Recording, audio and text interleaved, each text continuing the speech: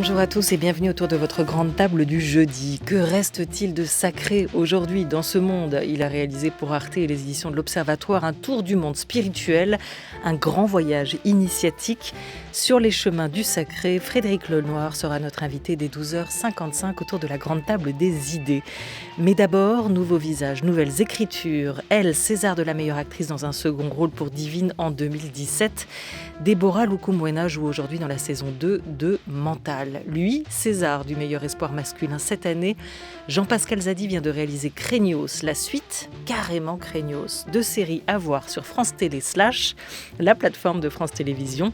Ils sont avec nous jusqu'à 12h30. La relève du cinéma français en direct tout de suite sur France Culture ou à retrouver en podcast en nous rejoignant sur le fil de l'application Radio France.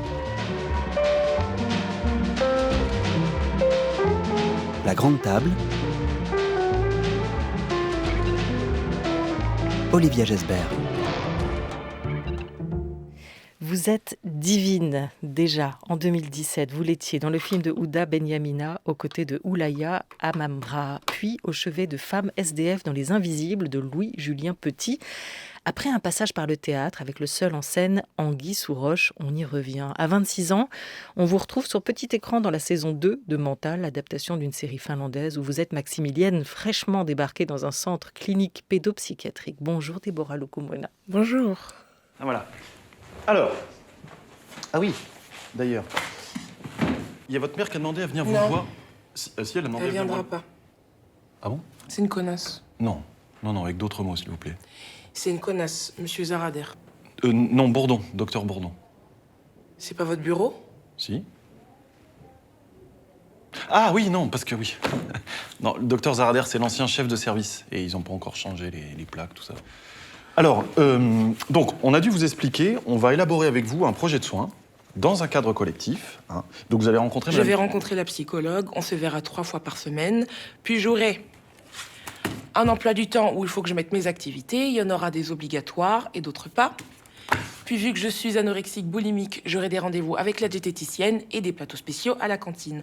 On surveillera mes repas et on check que je me fasse pas vomir après. Ah. Faut que je vous passe mon téléphone aussi.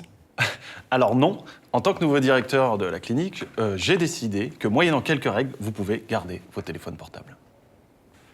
Bon, bonne journée Maximilienne. Vous fermez derrière. Mettre son jeu au service des autres. On a le sentiment, Déborah Lukumwena, que de film en pièces, vous choisissez toujours un rôle en répondant à cette question. Quelle voix ai-je envie de faire entendre ici ? Quelle voix aviez-vous envie de faire entendre avec ce rôle de Maximilienne dans la série Mental ? J'avais envie de faire entendre ce personnage qui est complexe et qui, pas tout le temps à l'instar des autres, assume sa complexité. C'est une jeune femme qui se bat du coup contre des troubles de l'alimentation et particulièrement de la boulimie avec des phases anorexiques. Et il y a quelque chose où face à cette faiblesse-là, elle montre énormément de force, presque de l'agressivité ailleurs. Et il y a une espèce de césure et en même temps un truc un peu ambivalent que je voulais montrer parce que finalement, pour quelqu'un qui a atteint de troubles, je trouve qu'elle a plein de personnalités en sous-couche. Et puis surtout, c'est quelqu'un qui est en souffrance, mais qui est en souffrance à voix haute, finalement. En criant, en agressant, en étant très au devant de ses combats. C'est une manière, en fait, Elle fait beaucoup de bruit pour pas qu'on l'entende. Et à travers cette maladie, peut-être comme beaucoup d'adolescents qu'on entend et qu'on retrouve dans cette série qui parle du mal-être adolescent, presque des jeunes adultes, on a l'impression qu'elle a pactisé, qu'elle a fait ami-ami avec sa maladie, qu'elle s'identifie en partie à travers elle, qu'elle a fait de sa maladie, de cette anorexie, boulimie, une part d'elle-même aussi. Bien sûr, et c'est ce qui rend son cas beaucoup plus particulier, c'est que justement, vous avez diffusé un extrait de son entrée et de son entretien avec le chef de clinique, docteur Bourdon, où finalement, elle est très en maîtrise de ça, elle sait très bien le traitement qui va lui être réservé pour sa maladie, donc ça fait quelque chose presque d'assez dangereux finalement, parce que, comme vous le dites, elle a fait de cette maladie sienne, et à l'inverse, ce qui va dire que le chemin vers la guérison est très long, mais c'est pas pour autant qu'elle n'en est pas consciente, justement. que le chemin est assez long aussi, qu'il va Oui. falloir peut-être la sortir de ce corps, hein, cette maladie, Bien et de sûr. sa tête, et se trouver, exister à travers autre chose. Quand on arrive dans la saison, la deuxième saison d'une série, comme vous le faites, Deborah Lukumwena, dans Mental, c'est comme arriver un peu dans une troupe de théâtre, hein. Il faut se faire sa place. Comment fait-on? On doit jouer des coudes pour y arriver?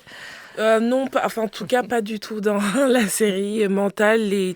Tous les acteurs qui étaient déjà présents à la première saison étaient déjà très, très amicaux. Et même, il y en a même certains d'entre eux qui, pendant le casting, en fait, avaient suggéré que je le passe. Il avait suggéré au réalisateur Slimane Baptiste Berroun. Et non, pas du tout. Et en plus, ce qui est bien, c'est que malgré justement le postulat de leur personnage, ils ont senti l'importance du mien. Et ils ont senti aussi que dramaturgiquement, il fallait vraiment parce que j'ai envie de dire que c'est l'élément perturbateur de la saison. Et ils sentaient très bien que au niveau de l'écriture, c'était important qu'un tel personnage arrive et prenne place et secoue la vie du centre, quoi. Il y a de la colère aussi, hein, dans ce personnage. Il y a de l'humour tout simplement aussi dans la série, à travers tous ces personnages. Le but n'est pas de dédramatiser la question de la santé mentale, qui est quand même un des grands sujets d'ailleurs du moment, mais de la prendre au sérieux sans se prendre au sérieux. On pourrait dire que c'est un peu la philosophie de cette série et de cette saison 2 de Mental. Comment on travaille quand on est actrice, comme vous, jeune actrice, Deborah Lukumwena, sa palette d'émotions? Est-ce que vous y allez un peu façon acteur studio, c'est-à-dire très physique? Est-ce que vous pensez que c'est le corps qui mène aux sentiments? Bien sûr, je trouve que le corps est un outil absolument indispensable. Ouda Benhamina, la réalisatrice de Divine, avait toujours elle disait tout le temps que le corps presque arrive toujours avant le verbe, même à la naissance. Vous apprenez d'abord à ramper avant d'apprendre à parler, donc il y a ce corps qui est très important. Et moi, j'ai besoin de ressentir ce que ce personnage me fait pour ensuite, je pense que c'est un mécanisme ensuite qui se débloque, mais il n'y a pas tellement de méthode. Moi, je pense juste que j'aime bien... Déjà, je suis très en phase avec le réalisateur. Je suis vraiment quelqu'un de très fidèle et je fais très attention à ce qu'il a besoin. Et il y a un dialogue, mais ce qui prime, c'est avant tout ce dont il a envie. Et je regarde ensuite la réaction chimique que ça fait sur moi, quoi. Qu'est-ce qu'on apprend au conservatoire, hein, là-dessus? Quelle place on laisse au texte, au jeu et au corps, au ressenti, à l'incarnation aussi des rôles? Au conservatoire, déjà on apprend à faire table rase enfin bon, c'est un peu gros, mais en tout cas moi j'ai appris comment me tenir sur scène. Il y avait des cours de clown où vous apprenez vraiment à vous tenir sur scène et c'est vraiment physique et c'est vraiment un exercice. On apprend à articuler, on apprend à jouer Marivaux et du coup avec Marivaux on apprend à laisser la place au texte aussi et à entre guillemets, à jouer des coudes avec le texte, parce qu'il ne faut pas non plus qu'il vous écrase. On apprend des alexandrins, on apprend aussi la philosophie de Tchekhov, parce que moi, c'est là-bas que j'ai rencontré... je ne connaissais pas Tchekhov avant d'entrer au conservatoire. On apprend une espèce de technique qui n'est pas la messe, mais qui, en tout cas, dans votre tambouille personnelle, après, peut plus ou moins vous aider. Et... moi qui ne suis pas très technique, très façon, etc. Je suis quand même très heureuse d'être passée au conservatoire parce que moi j'étais venue chercher la technique que je n'avais jamais eue et je l'ai trouvée. Et c'est mieux de l'avoir? C'est une béquille sur laquelle on peut s'appuyer? Bien sûr, je dirais même que c'est une base, une fondation pour ensuite construire quelque chose parce que c'est vraiment difficile à croire, mais moi quand je suis entrée au conservatoire, et que je montais sur scène, on ne comprenait pas ce que je disais. Je n'articulais pas. Et quand même, vous avez beau avoir de l'émotion, etc., il faut quand même qu'on vous entende, il faut quand même que votre voix soit soutenue, etc. Et il fallait passer par là. Quand vous revoyez Divine, parce que vous faites le conservatoire après Divine, hein, après Oui, Divine, après ouais. ce César aussi de la meilleure actrice dans un second rôle, est-ce que vous voyez plein d'erreurs du débutant? Voilà, ne me lancez pas dessus, je ne vois que ça. Mais forcément, franchement, je ne suis pas la bonne personne à qui il faut poser ça parce que je n'aurai jamais le recul adéquat. J'ai pas un bon recul par rapport à moi-même. Mais bien sûr, après, je suis un peu plus indulgente parce que je sais que j'avais 20 ans, que c'était mon premier rôle et que j'ai été conditionnée pour jouer un rôle. Donc, ça va, je suis indulgente. Mais bien sûr, là, j'ai 26 ans, je ne le jouerai pas comme ça. Vous l'avez aimé ce rôle? Vous l'avez aimé cette héroïne que vous avez incarnée dans Divine, cette jeune fille qui veut aussi sortir de sa condition, de son quartier, pour s'échapper de là, s'autoriser à rêver à Merci. travers cette amitié très forte qu'elle noue? Ouais, je l'ai beaucoup aimée, Maïmouna, et elle me suit encore parce que moi, je suis très admirative d'elle et de la capacité d'amour et d'humanité qu'elle a pu donner non seulement à cette histoire, mais aussi à sa meilleure amie Dounia. C'est la seule qui la suit presque aveuglément dans ce combat, presque la seule qui comprend la colère qui anime son amie et le besoin urgent en fait d'y remédier, même si quand même mi-film, elle se rend compte que c'est peut-être une voie assez dangereuse. Et oui, Maïmouna, elle est héroïne dans ça. Elle est héroïne dans le fait que... Bon, désolé pour les gens qui n'ont pas vu le film, mais bon, ça fait 4 ans qu'il est sorti, mais elle est morte par amour et il y a cette chose où il y a le domaine du sacrifice, en fait, finalement. Et c'est encore ce corps qui l'empêche de se sauver Bien sûr. aussi à la fin du film. Bien On y sûr. revient toujours, qui l'entrave et qui l'empêche, moi là je ne dirais pas comment, de sortir, de s'extirper de cette situation Exactement. dans laquelle elle va perdre sa vie. Il y a des points communs avec le rôle de Maïmouna dans Divine et celui que vous interprétez sur les planches au théâtre, dans Anguille sous roche, sans l'appui des partenaires cette fois, puisque vous êtes seule en scène dans cette pièce adaptée du roman du Comorien Alice Amir par Guillaume Barbeau. Quel nouveau souffle vous avez trouvé à travers ce rôle-là au théâtre? Pareil, Anguille, c'est une autre héroïne de 17 ans qui est caractérisée par le fait qu'elle suit que ses choix et que ce que son cœur lui dicte. Et là encore, il s'agissait non seulement d'une histoire assez rocambolesque, donc d'une jeune femme qui raconte comment elle arrive au milieu de l'océan Indien, mais surtout, même au niveau de l'exercice, en fait, parce que c'est le livre dont c'est adapté est écrit en une seule phrase qui fait 300 pages. Il n'y a pas de point. Et du coup, c'est drôle que vous parliez de souffle, parce que c'est toute la question. Quand vous faites une pièce sans qu'il y ait de points, etc., c'est toute la question du souffle, du rebondissement, de ne jamais fermer de phrase et d'avertir le spectateur que ça continue sans cesse et que ça ne finit pas, quoi. C'est une belle langue. Ouais, c'est une très très belle langue, bien compliquée, je dois l'avouer, je m'en suis un peu entretenue avec l'auteur, qui était d'ailleurs très heureux de l'adaptation, mais bien compliquée, mais en même temps, voilà, moi ça fait maintenant 4 ans que je vis avec ce personnage, et elle pourrait ne pas s'exprimer autrement, et puis surtout, moi, déjà en tant que actrice technicienne, moi ça me fait du bien parce que ça muscle à l'intérieur et je sors en fait de ce que je sais faire. Et je découvre autre chose, et je découvre d'autres mots. Moi, j'ai découvert ce que c'était un sélacanthe, c'est un poisson, crotal, enfin voilà. Elle commence comment cette pièce? Par quel mot? La terre m'a vomi, la mer m'avale, les cieux m'espèrent. Et maintenant que je reprends mes esprits, je ne vois rien, n'entends rien, ne sens rien. Voilà, c'est un rêve aussi d'émancipation que vous portez à travers elle, à travers ce personnage, d'indépendance, de liberté à tout prix. Quels sont aujourd'hui, Déborah Lokomwena, les textes, les mots que vous avez envie de porter haut? Quelles héroïnes vous avez envie d'incarner? Ah oui, vous me posez une colle là. Je sais pas. En fait, c'est ma wishlist, c'est ça. Je sais. Je vous avoue, j'y ai pas trop pensé, mais c'est vrai que parce que en fait. Là, je vais tourner cette année et en fait, ce que je vais tourner, donc du coup, je peux pas en parler, mais ça répondrait à votre question. C'est ce que j'aurais envie de... J'ai la chance de pouvoir tourner ce que j'aimerais défendre, quoi. Donc, désolée, je vais vous frustrer, mais pour l'instant... On ne saura pas pour l'instant. Voilà. Pourquoi c'est un grand rôle américain ou quelque chose comme ça ou pas? Oui? Ouais. Ah oui, elle dit oui. Ça ne s'entend pas à la radio, mais on a quand même envie de savoir. Est-ce qu'on va y arriver? Vous n'avez pas le droit de le dire. Non. Pourquoi on n'a pas le droit de le dire? Parce que c'est aux prémices. D'accord, c'est aux prémices. Bon, on va parler quand même de ce partenaire de choix que vous avez eu récemment, c'est Gérard Depardieu dans Robuste, parce que ça, c'est tourné. C'est dans La Boîte, le nouveau film de Constance Meyer qui est en montage actuellement. C'est un acteur qui comptait déjà dans votre cinéphilie, Bien sûr. Depardieu. Totalement. Lequel? Quel Depardieu? Oui, exactement, le grand, le seul.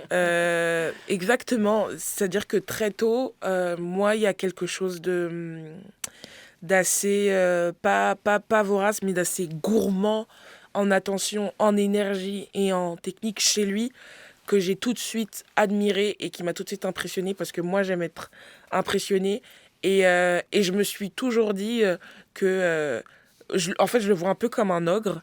Et dans tous ces films, quelqu'un qui s'étale et qui juste vous transporte. Et j'étais assez bouleversée finalement quand le projet de Robuste est arrivé sur ma table parce que je me disais pas que j'avais des chances de tourner avec lui. Et encore moins aussitôt. Et finalement, bon, non plus, je vais pas trop vous en dire parce que même si c'est dans la boîte, il n'est pas encore montré. On est vraiment les deux rôles, en fait, l'un à côté de l'autre. Et j'ai passé 8 semaines, avec lui, à voir de près, en fait, ce monstre de cinéma qui a 250 films. Et ce qui est assez fou, c'est que on a beaucoup discuté et c'est... en dehors même de sa carrière dont il se fout aujourd'hui, il le clame, il le dit, il en a rien à faire d'avoir fait 250 films. Il y a quand même quelque chose qu'il a réussi à m'apprendre malgré le tourbillon qu'il est, c'est la disponibilité et la présence au présent. Et c'est quelqu'un qui est très imprévisible dans le jeu, qui a une espèce de liberté, c'est-à-dire que avant que vous disiez action, il est très all over the place, il fait des blagues à tout le monde, etc. Et dès qu'il y a action, ça paraît cliché, je vous jure, mais il y a une espèce de chose. En fait, ça va de soi chez lui, en fait. Et j'ai eu la chance d'être témoin de ça. Il en faut de la gourmandise pour réussir dans ce milieu, vous pensez ? Oui, je pense. Après, je trouve que dans l'industrie française... ça peut être très vite mal pris, ça peut être très vite mal interprété de vouloir être ambitieux et de vouloir une carrière à la Gérard. Voilà. Lui, ça a commencé il y a 50 ans, donc il y a une différence d'époque où peut-être qu'à son époque, c'était mieux pris de vouloir le monde, en fait, parce que je pense qu'à mon âge, c'est ce qu'il voulait. Il voulait le monde et d'une certaine manière, il l'a eu. Et à votre âge, c'est ce que vous voulez ? Le monde ? Oui, peut-être pas le sien, parce qu'on a 45 ans d'écart et d'autres choses se passent dans ce monde. Et puis c'est un homme blanc et une femme noire, donc forcément nos mondes sont différents. Mais oui, je veux un autre monde et j'aimerais bien le faire mien, ouais, bien sûr. Vos mondes sont différents, mais est-ce que ces mondes sont en train de se recouper aujourd'hui, enfin ? D'une certaine manière, oui et non. Si on parle à l'échelle du cinéma, forcément, je vois un peu où est-ce que vous voulez en venir. Il y a des efforts qui sont faits. Il y a une espèce une reconnexion entre les carences de cette industrie, le manque de diversité. Je déteste ce mot, mais bon. Voilà, bien sûr, mais la route est bien longue quand même. Mais le noir n'est pas mon métier, ça c'est Aïssa Maïga qui le dit, hein, et on va en reparler avec Jean-Pascal Zadi, le réalisateur de Tout simplement noir. Est-ce qu'aujourd'hui, c'est une question qu'on doit encore se poser, qui devrait encore se poser, celle du noir, du blanc, de la couleur, de la diversité, comme vous dites ? Alors, de mon côté, non, mais en fait, je serais pas... Je ferai pas un discours à la Michael Jackson en disant « We all the world » et pour moi, c'est la mauvaise chose de dire qu'on voit pas les couleurs. Elles sont bien présentes, les disparités sont bien présentes, c'est bien une réalité, que vous êtes une femme blanche et que je suis une femme noire et que du coup, nos quotidiens sont bien différents. Mais je trouve que dans ces différences-là et dans ces disparités-là, je pense que l'art peut régner à manière égale. C'est vraiment, je suis contre l'assimilation et contre le fait d'être colorblind, d'être daltonien en fait. Je trouve que c'est vraiment la pire chose à faire. Bon, on va pas faire chanter Michael Jackson aujourd'hui dans l'actualité musicale de la Grande Table, Dommage. mais Noga Erez. Can we get some more subs so he can feel it? Dumb, dumb, dummy, I'm no bunny, I'm no sloppy boy. I never beg for no money, fun, funny. You run from me, no, I'm running, no, I pardon no one, nobody. Chop, chop, chop it right hand, chop it like a big bucket. You had the mic, now you can't drop it. Dumb, dumb, dummy, once nobody. I'm coming, sit down. I don't know what really happens at the end of the road. I don't know what really happens at the end of the road. I don't know what really happens at the end of the road. But my trip is mad. I ain't finished, I got loads. I think I'm up for the challenge to show I got me some mileage. I bought a car and a cottage. I got Suzanne in my baggage. Got A-list in my bucket. Squeeze the sponge, drop the pocket. I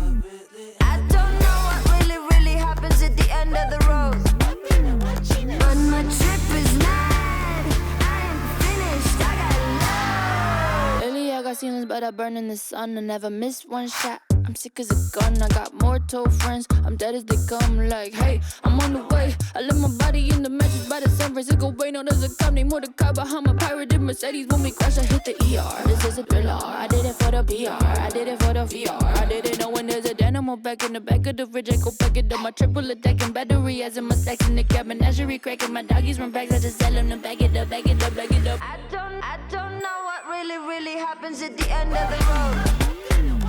I don't know what really happens at the end of the road. I don't know what really happens at the end of the road. I don't. Okay, now repeat that one more time. I don't know what really happens at the end of the road. I don't know what really happens at the end of the road. I don't know what really happens at the end of the road. But my trip is mad. I am finished. I got loads. La chanteuse israélienne électro-rap, on a choisi des bonnes ondes aujourd'hui, ce jeudi, autour de la grande table. Noga Erez avec ce nouvel album Kids, sorti aujourd'hui chez City Slang. À savoir aussi qu'elle elle fera un live, un concert ce soir sur le site No Cap. Il suffit de se brancher, de s'enregistrer, d'avoir son ticket et ce sera mondial, mais virtuel. Bien sûr, pas de présence pour l'instant possible. France Culture. La grande table.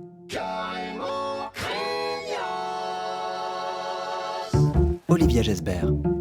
Voilà, c'est le 1er avril, il fallait que je me la prenne celle-là, merci beaucoup Thomas Beau et à l'équipe de la Grande Table. Avec l'acteur et réalisateur avec nous, Jean-Pascal Zadi, bonjour. Bonjour. Bonjour, ouais, bah ça va, un peu carrément craignos aujourd'hui, mais c'est normal pour un 1er avril, non? On est tous comme ça? Exactement. Ouais, vous avez... Elle est là, Magou. Elle est là, elle voulait vous dire bonjour. Ça va ou quoi? Ouais, on est là. Et ça me fait trop plaisir de parler à Déborah parce que c'est vraiment Magou, c'est ma sœur, c'est Magou, c'est... Tu sais.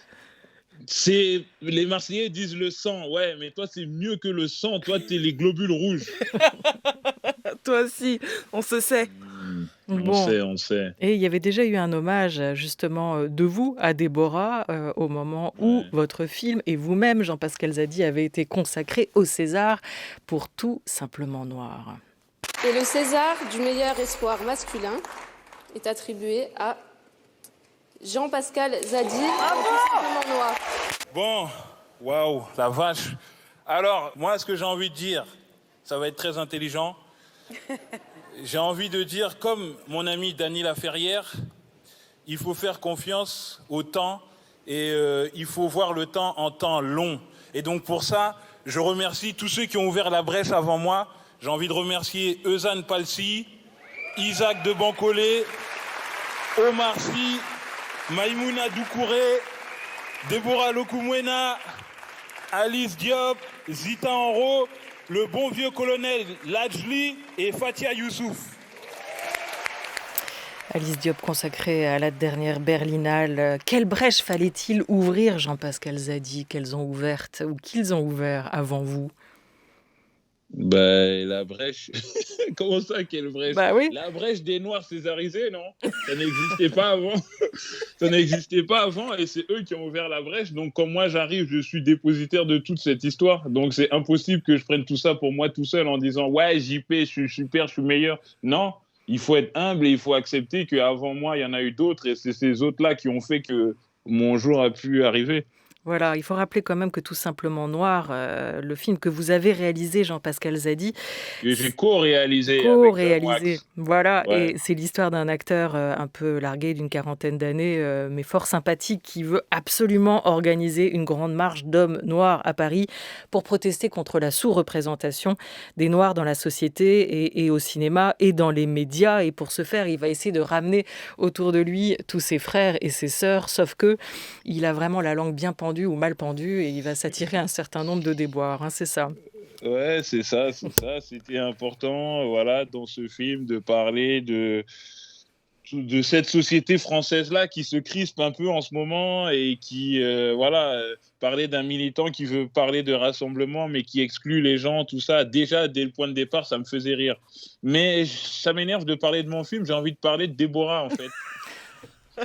Est-ce que si je suis là, c'est pour parler à Déborah et là, vous me posez des questions que sur WAM? Ça me dérange. Mais non, vous êtes là Mais pour non. parler de Carrément Craignos aussi. Ben oui. Aussi.